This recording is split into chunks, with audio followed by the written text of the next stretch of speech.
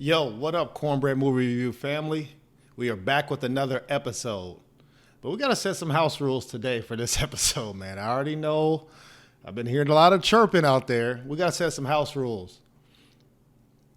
If you are a LeBron hater, you're going to have a problem with this review. If you only care about the first Space Jam and you was 5 when you saw it and you 93 now and nothing's ever going to be better than that, we're going to have a problem with this review. If you just love Jordan so much and nothing LeBron James ever does, he can win an Olympic at ping pong and it don't matter to you, we're going to have a problem with this review. Cornbread Movie Review, we hear only everything said. I don't care if you hate somebody in the real world, we only talking about movies. If they're good in the real world and they suck in the movies, we're going to talk about it. If they're a sucky person in the real world and they're great in a movie, we're going to talk about it. So now that we got that out the way, make sure that y'all like, subscribe. I told y'all, make sure y'all share this with your friends, family. We get more and more subscribers, so I appreciate y'all out there. But watch the intro and we're going to get into the... Hey, Cornbread review off the bat, bro. You might not like my review there, man. Yeah, so all in all, man, I ended up coming up 2.5 out of 5. Two of them things. Yo. 5 out of 5 cornbreads for the Cornbread review. What you think? Cornbread Movie Review family, welcome back. We are here with another episode. Today, we are here to talk about Space Jam, A New Legacy. I know y'all was excited. Highly anticipated. This movie should have came out, I think, well, probably this year, but a little bit last year, but COVID messed up filming and everything like that. But, hey, we are here to talk about all the stuff I've been hearing. Everybody's been asking for my opinion. I told y'all got to wait till this episode come out. So now we here. Housekeeping things. This movie is on HBO Max. It's not in theaters. It's on HBO Max. It's an hour and 55 minutes. Once again, y'all know how I feel about those short movies, so hour 55 is good for me. And it's our first PG movie to talk about, so I know that's exciting for y'all out there who are thinking about can the kid watch it or something like that. So we definitely gonna get into everything, man. So Space Jam: A New Legacy.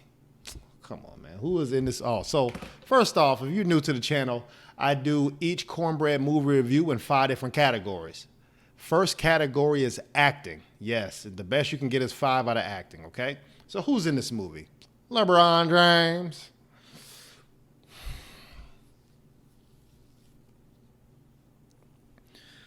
So, I know y'all laughing out there too, man. I've seen LeBron act way better in other movies, man. This was a lot of ISO filming, ISO acting. What is ISO? What do I mean by that? It means, like, in basketball terms, that you have the basketball and everybody else gets out the way, right? So to this is like they wanted to highlight LeBron James so much, they just let him act his own roles, and he really didn't have too much dialogue with too many people, even though some of it was characters, but it was very ISO acting. You could tell they probably took a lot of takes on a couple of his things. So to me, very bad. Bad acting by LeBron James. I know, don't kill me, but I have to call it how it is, man. We've seen some great movies this year. Very bad acting by LeBron James. His counterpart, who was the villain in this movie, Don Cheadle. Come on, man. Don Cheadle's a monster.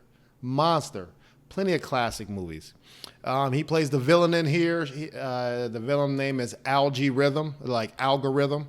You know, like from the internet, you know, they know what you like and they just try to spit out the best thing for you. So that's the algorithm. So he plays a good villain. Don Cheadle, actually, so LeBron James, if I had to rank his acting, it's probably a 2 out of 5 to me. But Don Cheadle saved it with a 3.5-ish.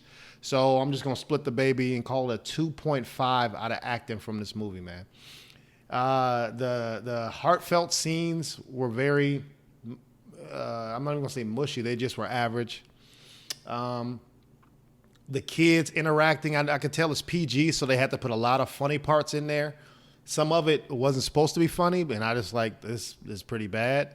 But other things, when it was time to be serious, time to try to get back to your family, the Looney Tunes just made it funny all the time. But even though I know that's Looney Tunes, but from a movie and an acting standpoint, I have to base it off of that. So overall, it gets a 2.5 out of acting from me. All right.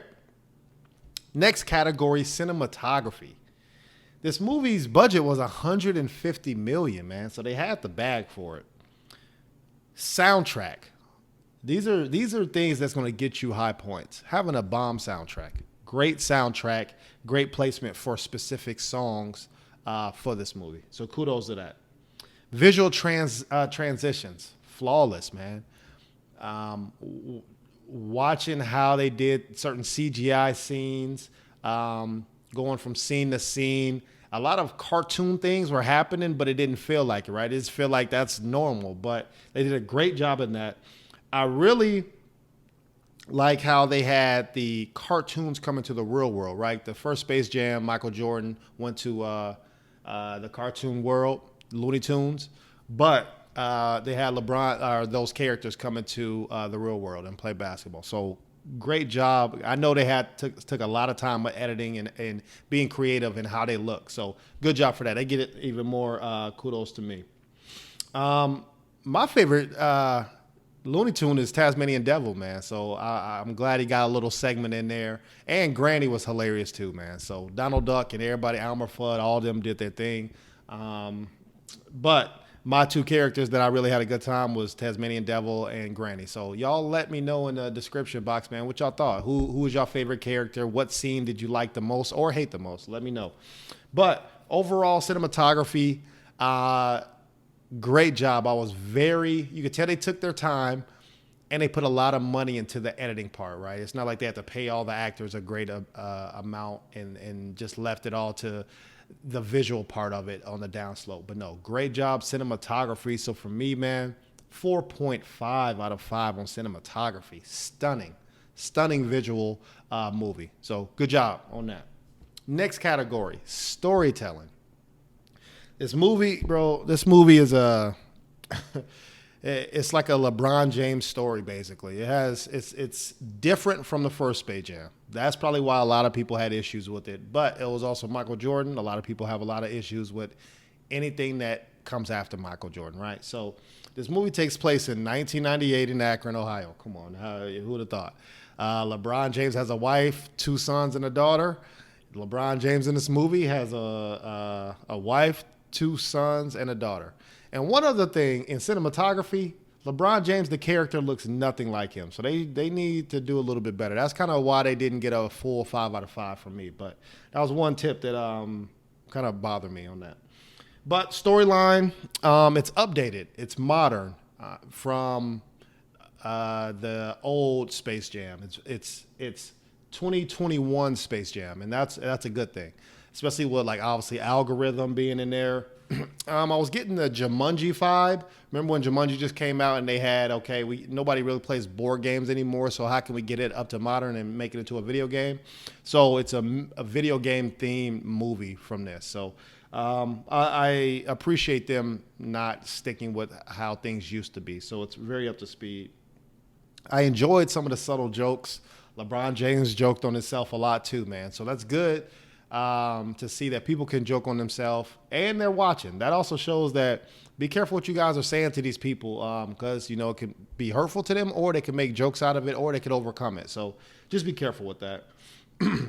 I enjoyed the conscious writing. As I said, it's up to 2021 today. So they had a couple things of, hey, this is my planet, even though I see you guys are here, but I'm just going to say it's my planet, right? Kind of like how slavery and other things were.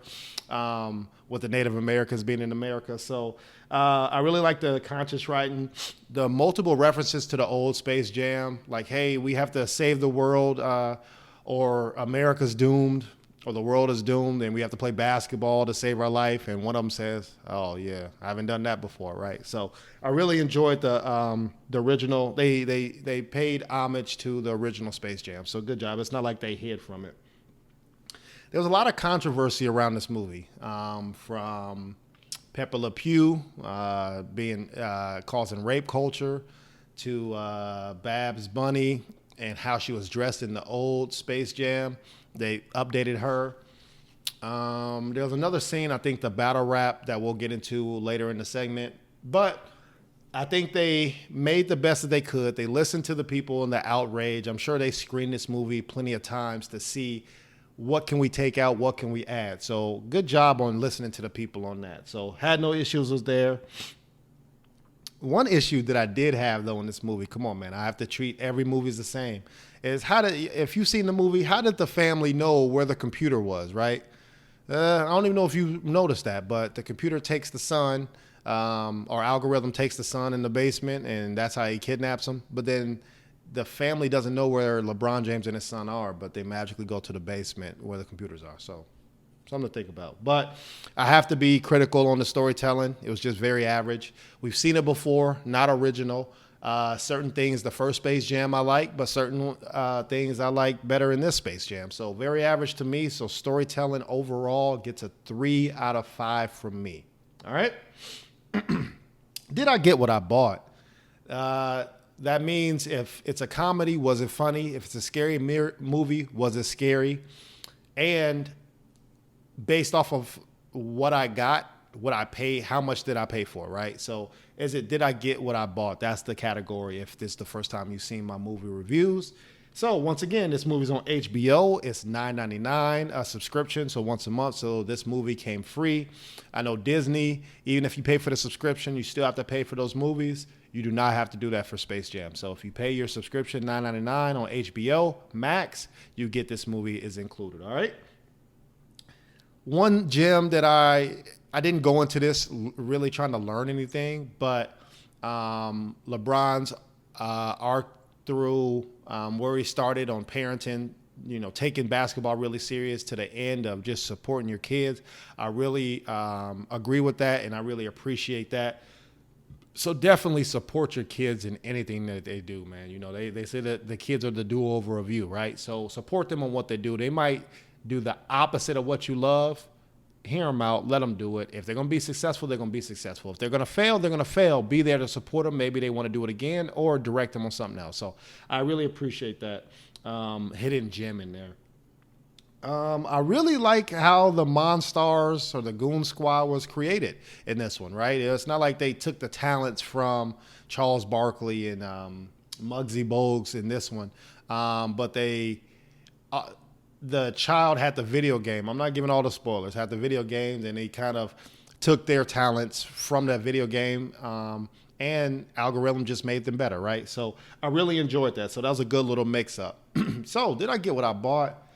3.5 out of 5 from me. I think it was, I didn't go into it looking to really learn something, take something that I could use in my everyday life for being a parent, but it could have been a little bit better too in certain categories. So 3.5 out of 5 did I get what I bought. Now, is it a must-see? We already talked about at the beginning, the nostalgia of Space Jam. Come on, of course you're going to see it. This movie's breaking records, doing better than other previous. I don't want to give out those movies what they're doing previous because I still want you to watch them, but they are breaking records, bringing in a lot of money. A lot of people have seen this. A lot of people are talking about it. So the nostalgia. I like how LeBron James dissed a couple of the other teams, so you know what I'm talking about if you've seen it. And also, let's talk about battle rap, man. I watch battle rap damn near every day. So Porky Pig has a battle in this movie. I enjoyed the bars. People are outraged that number one, you're highlighting battle rap, which is a good thing because it is out there. So Google it. But it's kind of who's portraying. I mean, if you have a pig and you don't know if you're saying the black person because he's wearing chains, so he's representing somebody black in a black culture, but then you have a pig rap in the bars. So look into it as you may. But I enjoyed it. I just took the movie as the movie, man. So nothing more, nothing less. So is it a must-see? I gave it a 4 out of 5 from me, man. So overall, this movie it's not the worst and it's not the best.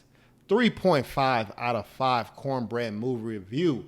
Let me know what y'all think. If y'all agree, disagree, if I'm spot on, what's your favorite part? Who's your favorite Looney Tune character?